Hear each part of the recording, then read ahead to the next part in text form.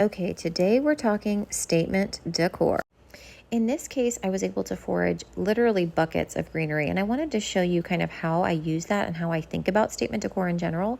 I loaded it all up into the van. I also had some really pretty LED candles and various fairy lights that I wanted to make an impression with for a staircase installation in this case. And so what you can see and what I'd like to highlight for you just quickly in this video is that typically you'll probably need more product than you even realize. In this case, I really wanted to have a robust staircase moment, and I wanted to have the focal point be the end of the staircase there. And so I added a lot of greenery and candle and fairy lights to that area, but I also had little vignettes kind of leading your eye up.